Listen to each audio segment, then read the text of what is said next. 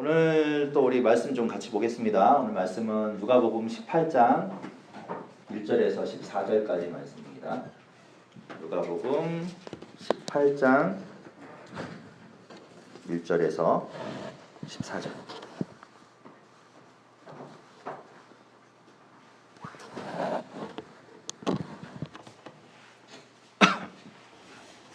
네, 신약성경 125페이지 그쯤에 아마 있죠.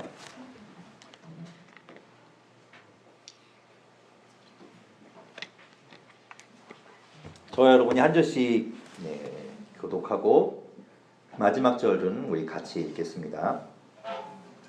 예수께서 그들에게 항상 기도하고 낙심하지 말아야 할 것을 비유로 말씀하여 일시에 어떤 도시에 하나님을 두려워하지 않고 사람을 무시하는 한 재판장이 있는데 그 도시에 한 과부가 있어 자주 그에게 가서 내 원수에 대한 나의 원한을 풀어주소서 하되 그가 얼마 동안 듣지 아니하다가 그의 속으로 생각하되 내가 하나님을 두려워하지 않고 사람을 무시하나 이 과부가 나를 번거롭게 하니 내가 그 원한을 풀어주리라. 그렇지 않으면 늘 와서 나를 괴롭게 하리라 하였느니라.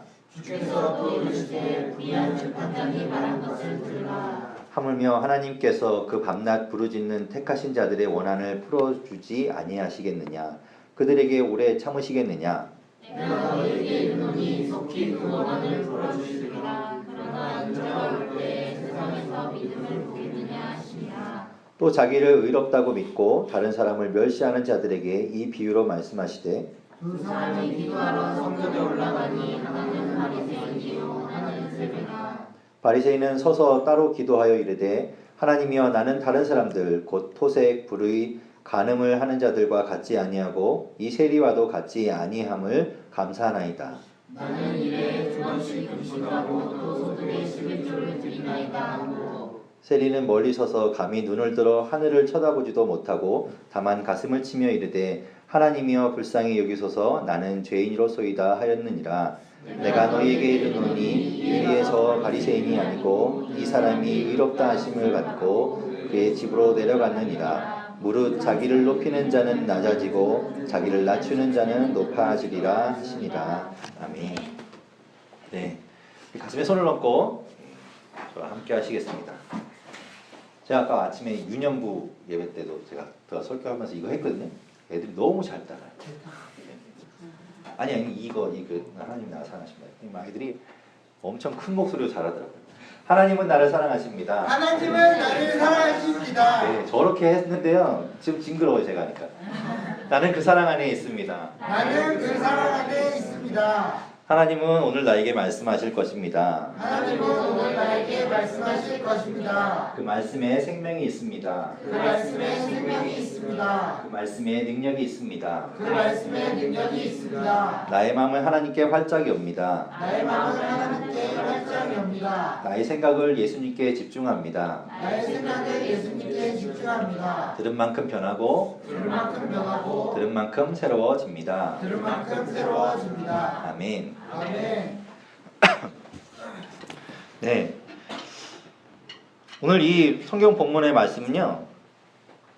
이번 주 내내 저는 이거를 한 것 같아요. 제가 목요일 날 새벽 예배 설교를 합니다. 근데 그날 본문이에요. 그날 본문이고 그래서 그날 새벽에도 설교를 했고 또 금요일도 설교를 했는데 금요일 저녁에 설교한 내용이 사실 이거하고 연결이 돼요. 이 본문을 가지고 생각하다가 이제 금요일 설교로 연결이 됐는데 오늘 또 이게 또 하게 됐어요.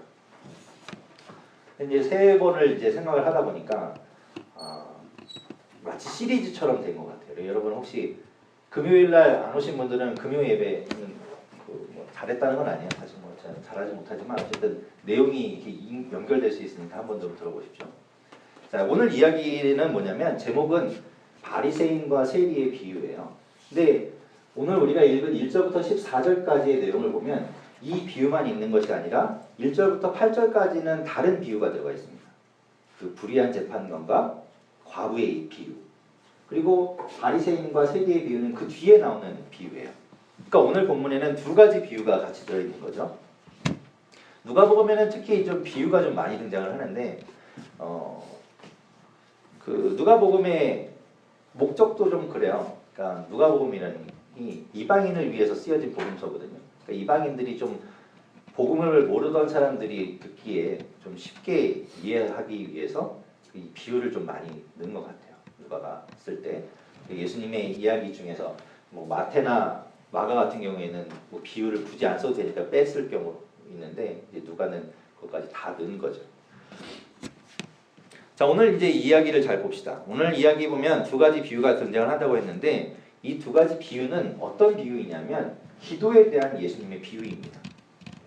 기도를 이야기하려고 예수님이 이 비유를 들어서 이야기하신 거예요.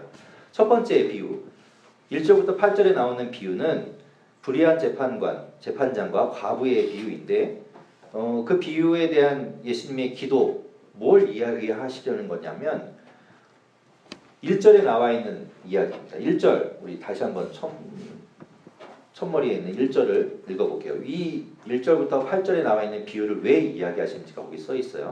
자, 1절 다시 한번 읽어보겠습니다. 시작.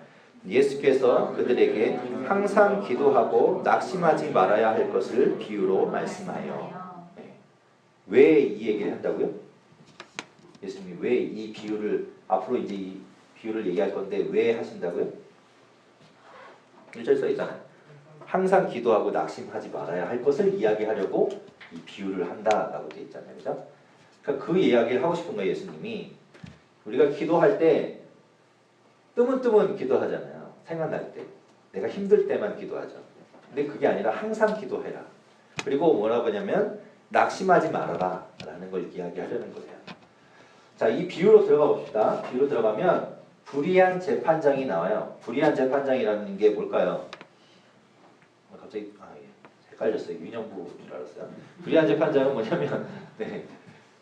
재판을 맡아서 하는데 불의하게 하는 거죠. 한마디로. 그러니까 이게 돈을 받고 정정당당하게 하는 것이 아니라 그 돈에 따라서 나에게 돈을 이렇게 좀 많이 준 사람의 이야기를 들어주고 그 사람 편이 되어주는 그런 재판장이었던 거예요.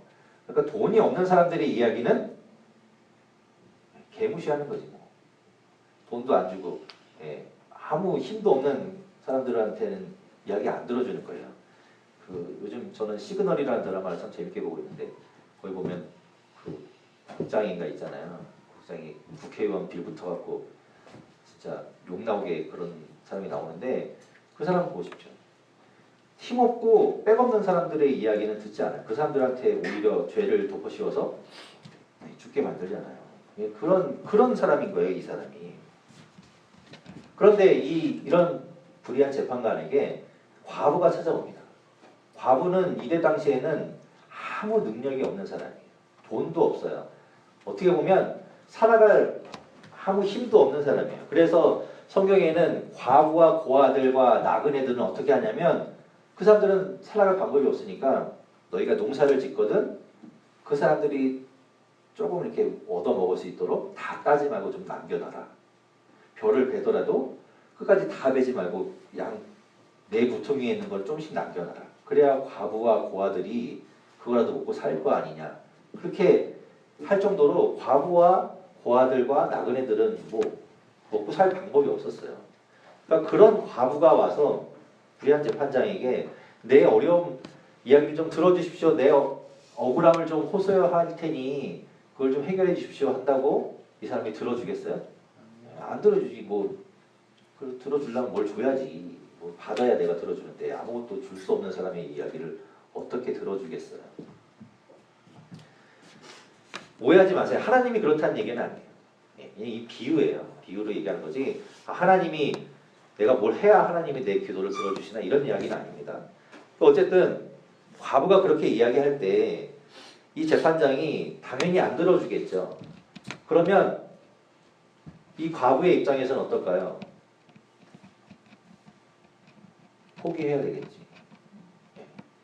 뭐 그 사람이 그렇게 불의하다는 걸 모르겠어요? 안 들어주겠지. 그러니까 한번 얘기했는데 안 해주면 에이, 안 되나 보다. 역시 나는 돈도 없고 백도 없고 할 수 있는 게 없구나. 그러고 포기하고 돌아서야 맞아요. 그런데 이 과부가 포기하지 않아요. 끝까지. 오늘 가고 내일 가고 계속 가서 이야기하는 거예요. 그런 불의한 재판관이 당연히 안 들어주겠지만 나중에 귀찮아서 이 과부 때문에 살 수가 없어. 그래서 과부의 어려운 사정을 들어준다라는 거죠. 지난 시간에도 얘기했지만 비유는 이게 양방향에서 보면 말이 안 돼요. 의도를 가지고 이야기한 거기 때문에 그 의도에서 봐야 돼요. 우리가 하나님께 기도할 때요. 여러분은 그 하나님께 기도한 거에 대해서 응답을 다 받았는지는 모르겠어요. 내가 기도할 때마다 기도한 족족 하나님께서 내 기도대로 응답해 주셨다. 그러면은 뭐 할 말이 없어요. 그런데 내가 기도했는데 그게 잘 안 되더라. 내가 기도한 대로 이루어지지 않더라. 라는 경험들을 해보신 일이 있을 거예요. 저도 있어요. 근데 문제는 뭐냐면 기도해놓고 잊어버려. 그래서 그게 거절이 됐는지 들어졌는지를 몰라요. 기도해놓고 잊어버리고 있으니까. 그래서 모르는 거지.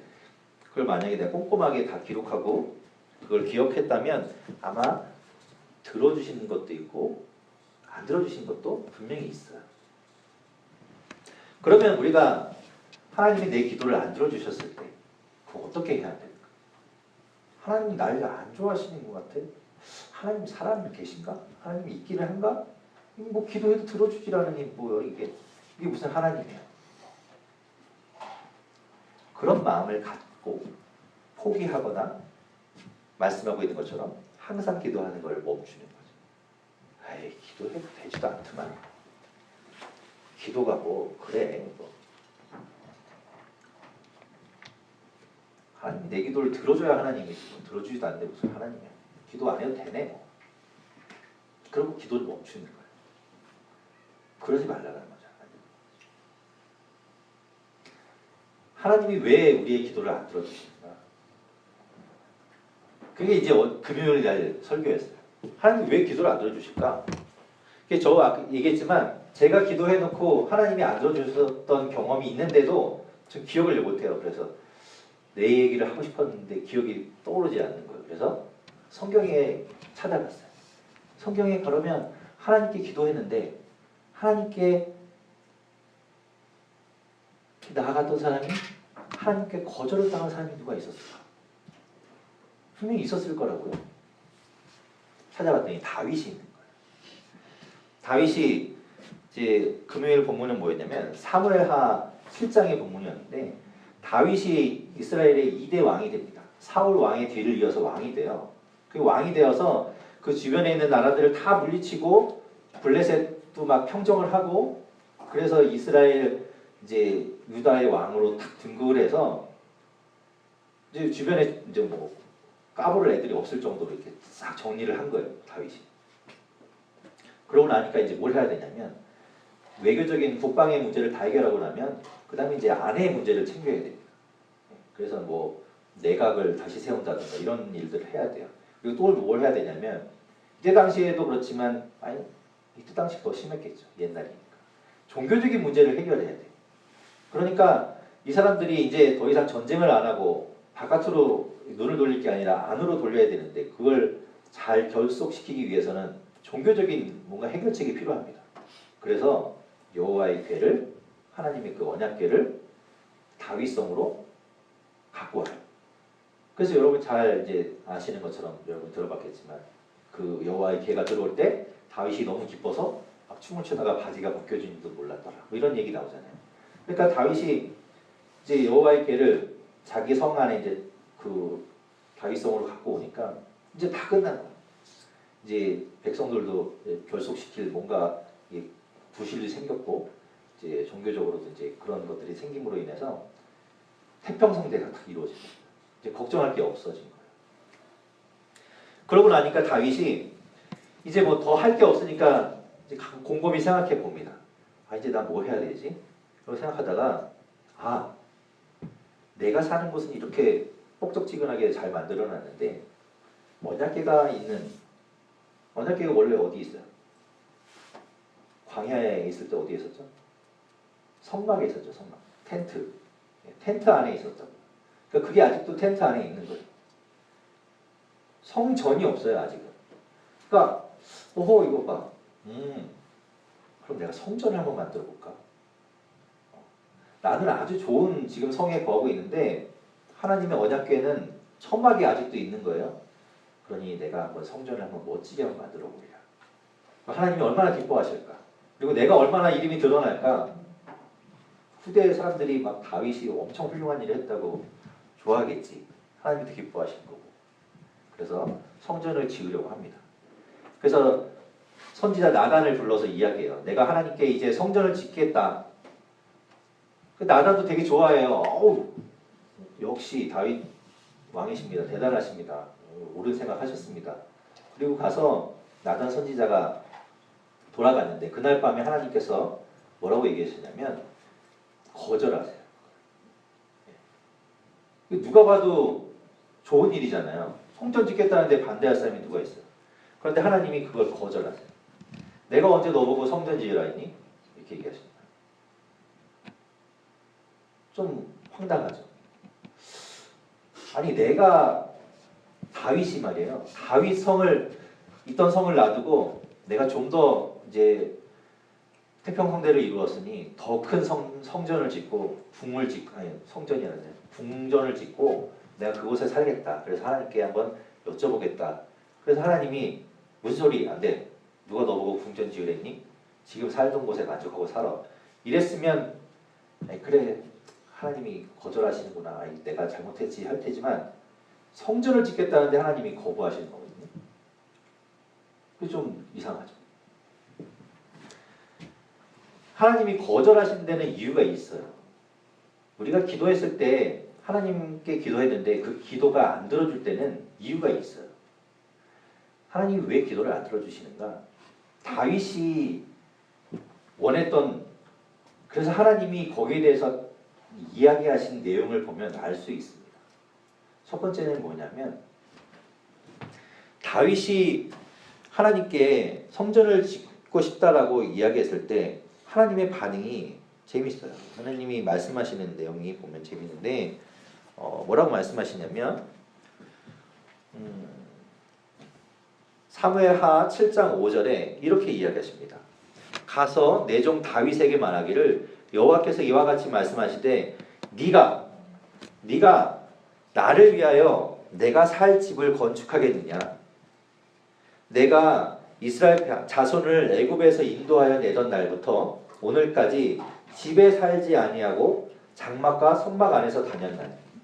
하나님이 뭐라고 말씀하시냐면 나는 출애굽한 그때부터 집에 거한 것이 아니라 성막 안에 거했다라고 이야기하시는 거예요.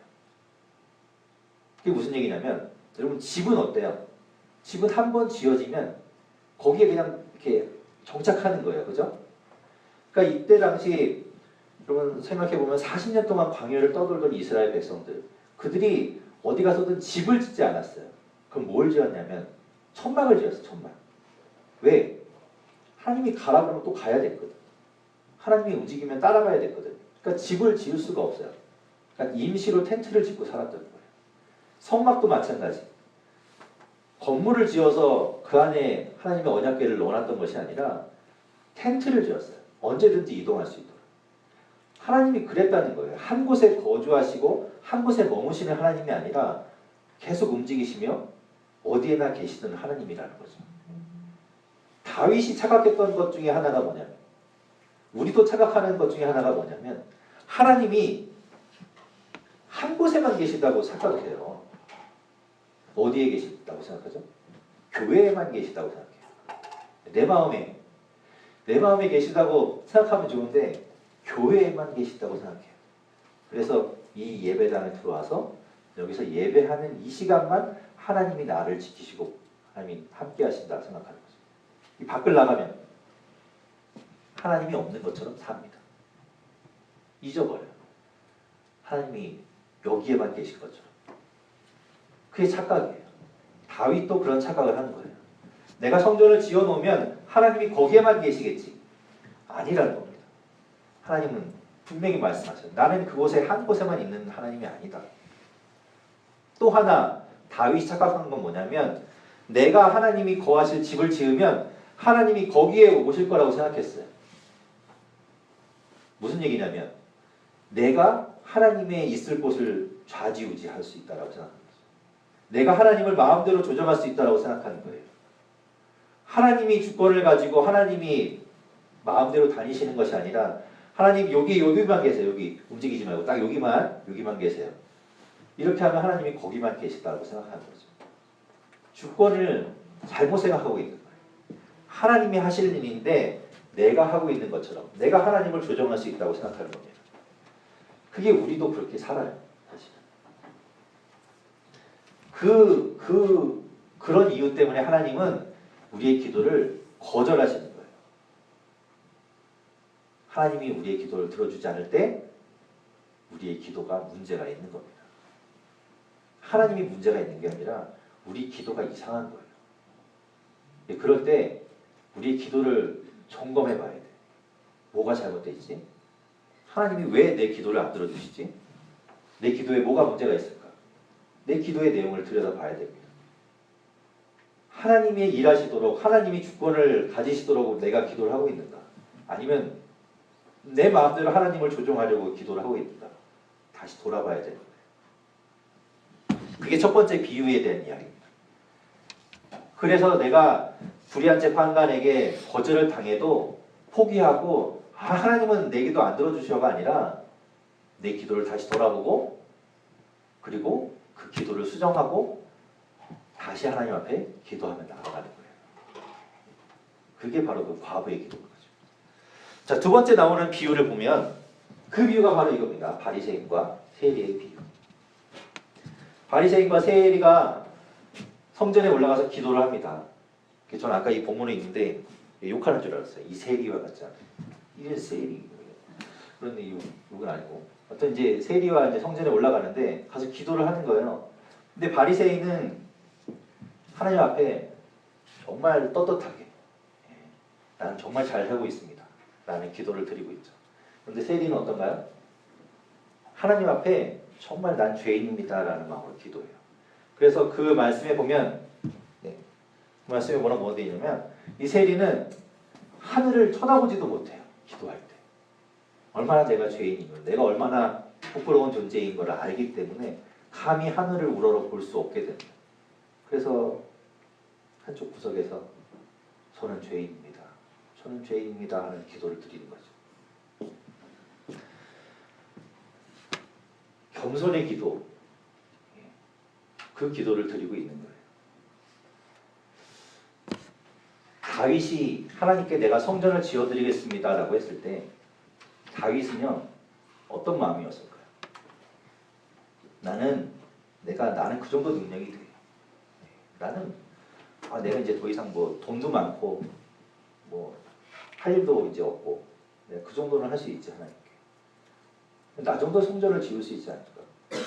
나 정도 되니까 성전을 짓지. 이게 아무나 짓는 것도 아니고 나니까 할 수 있는 거야. 내가 그 정도 능력이 되거든. 그런 마음이 드는 거예요. 마치 바리새인처럼 나는 할 수 있어. 나는 그 정도 돼. 그 정도 능력이 있지. 그 마음으로 하나님 앞에 내가 성전을 지어드릴게요. 그렇게 나아간 거예요. 하나님이 거기에 대해서 그런 건 안 받아. 거절하시는 거죠. 어떤 마음으로 하나님께 나아가야, 어떤 마음으로 하나님께 기도해야 하냐면 세리처럼 가난한 마음으로, 가난한 심령으로 나아가야 돼요. 하나님, 내가 능력이 있어서, 내가 정말 잘해서, 그래서 하나님께서 나를 좋아하시고 내가 그렇게 하나님이 나를 기뻐하시고 그런 게 아니라 나는 정말 아무것도 할 수 있는 게 없어요. 저는 정말 부끄러운 존재예요. 그 고백이 하나님 앞에서 터져 나와야 돼요. 그래야 하나님이 그 기도를 받으시고 그래야 그 인생 가운데 일하시는 거예요. 하나님이 우리를 자녀 삼으시고 우리를 구원하신 게 우리가 뭐 어떤 일을 해서가 아닌데 우리가 자꾸 그렇게 생각하거든요. 다윗이 그래서 하나님께 그 거절을 당하고 어떻게 보면 되게 모멸감이잖아요. 아니 진짜 내가 성전 짓겠다는데 하나님이 거부하시다니. 그래서 하나님한테 삐져갖고 돌아설 수도 있는데 하나님이 뭐라고 얘기하시냐면 내가 너를 택했어. 그리고 네가 뭘 한 게 아니라 네가 어떤 나에게 뭘 열심히 잘했기 때문에 내가 너를 사랑하고 너를 뽑아서 왕으로 세우는 게 아니야. 네가 목동으로 양치고 있을 때 눈에 띄지도 않던 그때 내가 너를 택했고 네가 어떤 왕이 되기 위한 수업을 받고 열심히 노력해서 주변의 세력들을 모아서 왕이 된 것이 아니라 내가 너를 왕으로 세운 거야. 그리고 지금 네가 왕이 돼서 태평성대를 이루는 것도 내가 너 주변에 있는 적들을 내가 물리치기 때문에 네가 가능한 거야. 하나님이 다윗에게 그걸 깨닫게 해주세요. 그렇게 되니까 뭐예요? 내가 한 게 아무것도 없네? 돌아보니까 여태까지 난 내가 잘해서 된 줄 알았는데 두고 보니까 하나님이 다 하셨네? 내가 그런 존재라는 걸 깨닫는 거죠. 아 그렇구나. 하나님이 다 하셨구나. 나는 한 게 없구나. 그래서 다윗이 하나님 앞에 다시 나아가 기도합니다. 맞습니다 하나님. 하나님이 다 하셨습니다. 내가 한 줄 알았는데 내가 한 건 아무것도 없었군요. 하나님이 다 하셨고 하나님이 약속하시기를 내가 앞으로 너의 가문이 영원하도록 내가 해주겠다고 했다. 그 말씀 붙들고 아 맞습니다. 하나님 앞으로도 그렇게 하실 겁니다. 라는 기도를 드려요. 그게 바로 이 세리의 마음입니다. 내가 뭘 잘해서 된 게 아니라 그렇군요. 하나님이 다 하셨군요. 난 그저 죄인이고 난 능력도 없고 나는 정말 아무것도 없는데 그런 나를 하나님께서 택하셨고 지금까지 인도하셨고 앞으로도 이끌어 가실 거군요. 그런 하나님께 기도하는 거예요. 그러니 그 전의 기도와 다르겠죠. 달라지겠죠. 오늘 예수님께서는 두 가지 비유를 통해서 기도에 대한 이야기를 하시는데 어떤 기도가 우리가 드려야 될 기도인가? 첫 번째 비유에서 얘기했던 것처럼 우리의 기도가 잘못된 기도를 드리면 거절당해요. 하나님 거부하세요. 그러면 우리의 기도를 돌아보고 기도가 안 들어졌다고 해서 내가 원하는 대로 안 됐다고 해서 포기하는 것이 아니라 나의 기도를 점검하고 바꿔서 하나님 앞에 다시 나아가는 겁니다. 포기하지 않는 거예요. 그게 포기하지 않는 기도예요. 내가 요구대로 하나님 나 이번에 돈 1,000,000원이 필요합니다. 나 여행 가야 되는데 돈 1,000,000원 필요해요. 하나님 들어주실 때까지 나 기도 계속 할 거예요. 이런 떼쓰는 기도가 아니에요. 하나님께서 거부하시면 거기에 다 이유가 있는데 그렇다면 나의 기도를 바꿔서 다른 기도로 하나님 앞에 나아가야 된다는 겁니다. 그런 기도가 돼야 돼요. 그리고 또 하나의 마음은 내가 다 해서가 아니라 나는 정말 능력도 없고 나는 정말 죄인이지만 하나님께서 나를 그렇게 택하시고 지금까지 이끄셨던 그 하나님을 믿고 하나님 앞에 가난한 마음으로 하나님 저를 좀 도와주십시오. 하나님이 나를 붙드셔 주시지 않으면 저는 살 수 없는 존재입니다. 그 마음으로 겸손하게 나아가야 된다라는 이야기를 하는 겁니다. 기도가 어떠해야 되는가? 그 이야기를 예수님께서 우리에게 들려주신 거예요. 기도는 여러 가지 모양이 있고요. 또 여러 가지 목적이 있고 사람마다 다 달라요. 그렇지만 기본적인 기도의 자세는 우리 이런 거여야 됩니다. 하나님 앞에 나아갈 때. 앞으로 우리의 기도가 그랬으면 좋겠어요. 달라졌으면 좋겠어요. 하나님 앞에 과부와 같은 마음으로, 세리와 같은 마음으로, 그리고 하나님께 거절당했지만 다시 나아갔던 다윗과 같은 마음으로 그렇게 나아가서 기도하는 우리 모두가 되기를 바랍니다.